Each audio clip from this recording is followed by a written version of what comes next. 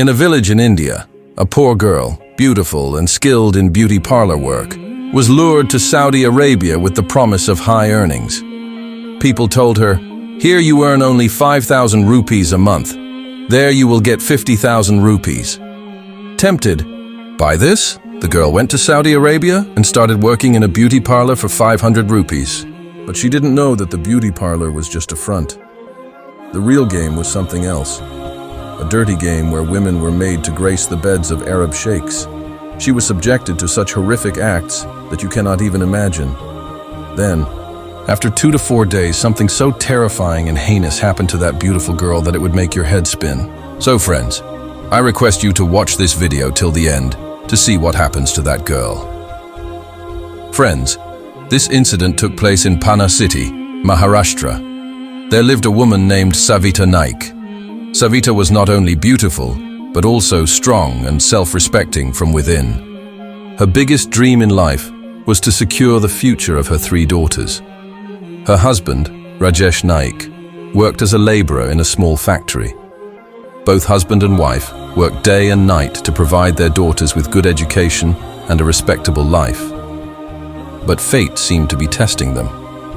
Savita worked in a local shop, from where she earned only 3,000 rupees a month. This salary was so low that it wasn't enough to cover the increasing household expenses, children's education, rent, or medicines. Often at night, she would quietly stare at the ceiling, thinking, if only my daughter's fate isn't like mine. One day, the women in her neighborhood informed her about a job opportunity as a beautician in a beauty parlor in Saudi Arabia, where the salary was 4,500 reals, which is more than 90,000 rupees. Hearing this, Savita felt a jolt of electricity. She immediately discussed it with her husband. Rajesh thought, if Savita works there for a few years, they could save something for their daughters. Maybe this opportunity would change their fate. Savita didn't delay. She contacted an agent who assured her, "Sister, you will get good accommodation and food there.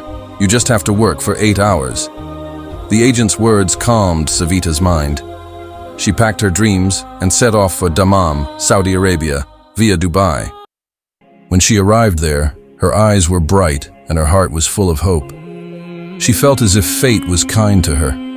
The beauty parlor was truly magnificent, filled with fragrance, clean, and bustling with customers. Savita bowed down and thanked Allah. "Oh Allah, millions of thanks to you. You have changed my destiny." But she didn't know that the real test was about to begin. Around 8 to 10 women worked in the parlor. Some were married, some unmarried. But there was a strange sadness on everyone's face. No joy in their eyes, no smiles on their lips. Savita thought, perhaps they were all sad because they were away from their homes and families. The hardship of being an expatriate is not easy. Adjusting to a new country often becomes very difficult.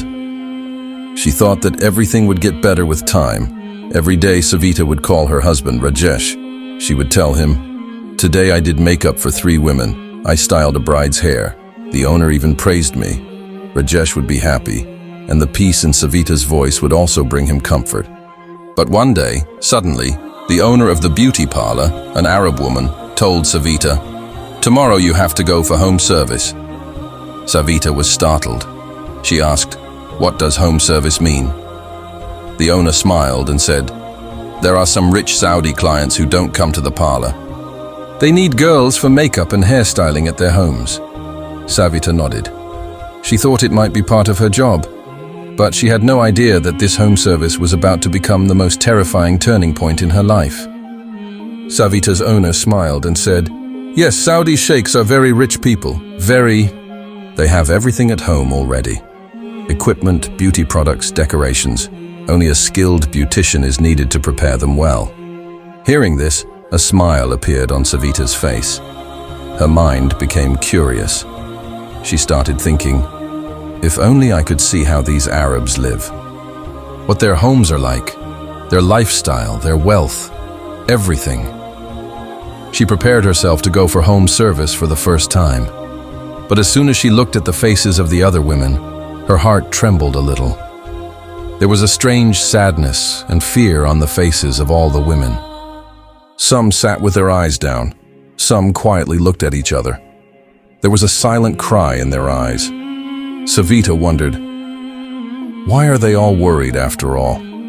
I'm just going to do makeup. The owner gestured outside. A magnificent black car was standing at the door, sparkling, just like a Nawab's. When the driver opened the door, Savita grabbed her beauty kit.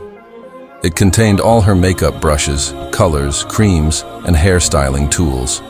She clutched the box to her chest, as if carrying her hard-earned treasure, and got into the car.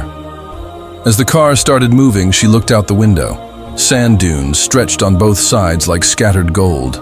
No trees, no greenery, just sand and sand. Savita felt as if she had entered another world. The car sped forward, and she looked around in surprise. After a while, when the sand hills were behind them, a faint greenery appeared in the distance, and in the midst of it, a huge palatial house could be seen. The car stopped in front of the palace. The driver gestured, "Get down, you have arrived." Savita's heart pounded. She thought, I've come to provide service in such a big house. I'm sure I'll get a good tip. A faint smile appeared on her face. An Arab woman came out from the door. Fair complexion, serious face, and gestured with her hand. "Follow me." Savita followed her and entered. And as soon as she saw the inside of the house, her eyes widened in astonishment. The entire floor was made of white marble. Ancient Arab paintings hung on the walls. The ceiling was so high that it looked like a palace, and large chandeliers hung from it, glittering with light. Every item exuded aristocracy. She was looking around. Just then, a young girl came from the front. She was wearing half-naked clothes. Savita was surprised. The first thought that came to her mind was, "This is Saudi Arabia. Here I heard that women stay in purdah." She couldn't understand what was happening here after all. She held a smile on her lips and went to the large hall inside. A middle-aged Saudi man was sitting in an armchair. Arrogance on his face, a cigar in his hand, and a strange restlessness in his eyes. Savita's heart rate quickened. But did she know that this was the moment from where the most terrifying chapter of her life was about to begin? Shalini was softly called. "Sit down, madam. Take a seat." She comfortably sat on the sofa. In a few moments, a girl, half-dressed, appeared with a tray containing a cold drink and a plate of cut fruit. She quietly placed the drink and left, as if these were regular occurrences. The house had a strange mixture of fragrance, soft light, and silence. Everything was spotless but devoid of human feelings. The sheikh politely said, "First have some sherbet, eat some fruit. Then you do your work." Shalini thought, this is normal. At least there was no suspicion at first. She placed her makeup box on the table. She lightly ate a few pieces of fruit and took a sip of the sherbet, touching it to her lips. The sherbet tasted sweet, but she felt a small discomfort inside, as if the plot of the story was slowly changing. A few moments later, her head felt heavy. Her eyes blurred, and her brain plunged into a deep sleep. When she regained consciousness, she found herself lying on a soft, luxurious bed. Her clothes were nowhere to be seen. There was a cold cloth near her chest, but she felt that she was naked. Her heart was racing, her breathing was rapid. She tried to cover her body with intense hatred and fear. In front of her, that Saudi sheikh stood, a glass of wine in his hand, a reckless smile of intoxication in his eyes, patterned on the cup. There was a reckless arrogance on his face, and he was slowly sipping from the glass. As if this scene was a game for him, Shalini reached for the sheet, but under that gaze, that inhuman pulled the sheet away. He said in broken Urdu, "Madam, you are already very beautiful. So much is hidden by clothes." There was a mixed feeling of insult and authority in his voice. Tears flowed uncontrollably from Shalini's eyes. Everything suddenly became clear to her. The fear of that home service that other women hid on their faces was a premonition of this moment. Now not only bodily pain, but also a pain of the soul had accumulated within her. She felt that the promise of big salary, light, and respect with which she had come here was all a terrible deception. This parlor was running a dirty business behind closed doors. Women were brought under the pretext of beauty services, drugged, and then used against their will. The owner and the sheikh were jointly running this business. Behind the smiling faces lay a cruelty like death. Shalini's body was riddled with pain in every limb. She felt something like blood hanging from her body. She did not remember how many people had come to her that night. Only a vague record remained in her mind. Pain, fear, and then emptiness. She thought she might be able to compose herself. But deep in her heart, a bitterness like teeth remained. Her faith was broken. Her honor was stolen. Her dreams were shattered. That night, when she sat somewhat conscious in the silence of the night, she reassembled the hard stories and earthly tales that there are good people in Saudi Arabia and bad people too. But the evil that was spreading here had slipped across borders from infamy. This question was etched on Shalini's soul. Can any law, any humanity protect such women? And the biggest sorrow was that here, legal restrictions also became a means to hide this oppressed state, where, despite strict laws, hidden power and wealth encouraged injustice. Shalini Das now finds herself in a world where the laws of justice and punishment seem to be only written in books. She remembered that this was the country where if a man violated a woman's honor, he would be sentenced to death. But she saw that inside these palaces, alcohol was flowing. There were also drugs, and women were also being tortured. The law is strict, but for the powerful, everything is permissible. She silently sat and cried over her fate. That sheikh, who had just defiled her life, smiled and said, "Madam, there is no need to cry." "You should be happy." Shalini lowered her eyes. The tears streaming from her eyes fell on the pillow. She looked around for her clothes. In an armoire nearby, she saw her abaya and clothes. She got up to get the clothes. She tried to cover her body with the sheet, but that inhuman came forward and grabbed her wrist. "Where are you going?" "There's still one more round left." Hearing this, the ground slipped from under Shalini's feet. She had no strength left in her body. The man was then intoxicated and, taking pride in his beastliness, said, "Now you are conscious. Now you will understand how we make a woman happy." Blood seemed to flow from Shalini's eyes, but she knew that resistance was futile now. She closed her eyes. She kept her body still. She just prayed that this pain would end quickly. Time seemed to have stopped. Every moment felt like a century.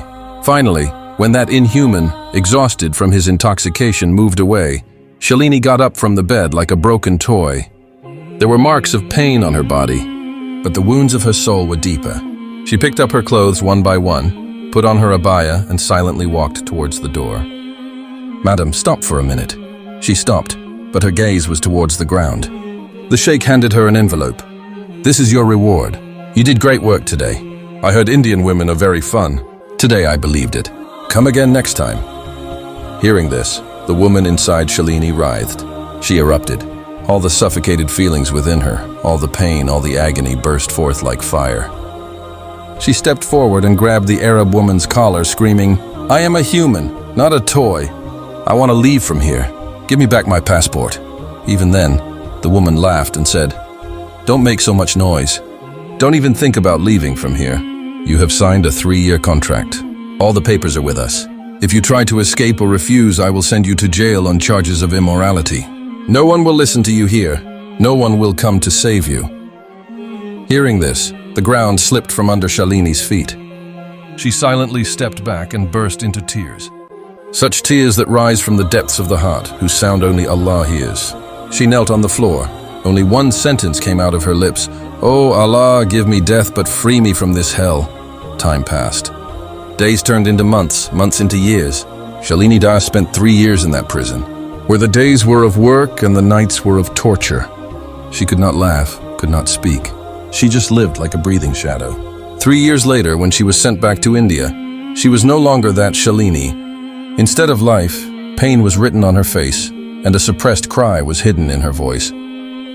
When she returned home and told all this, there was an uproar throughout the area. Everyone was shocked how women were pushed into the dark hole of prostitution in the name of a beauty parlor. And then the voice of the narrator was heard. Friends, the purpose of narrating this story is not to upset anyone, but to warn and caution you. Even today, thousands of women are falling victim to such traps. Do not chase dreams. Recognize reality. Protect your honor in life. So friends, this was our video for today. Please let us know how you liked this video by commenting. Friends, these are not events from the Quran and Hadith. These are based on real-life events in our society and have been described using the Quran and Hadith on how to solve them. Please let us know which country you are watching the video from by commenting. Friends, if you want to watch such Islamic stories and educational videos, subscribe to our Baserin YouTube channel now. So, see you in the next video. Until then, may Allah grant us all the guidance to stay on the right path. Ameen summa ameen. Assalamu alaikum wa rahmatullahi wa barakatuhu. Rahmatullahi wa barakatuhu.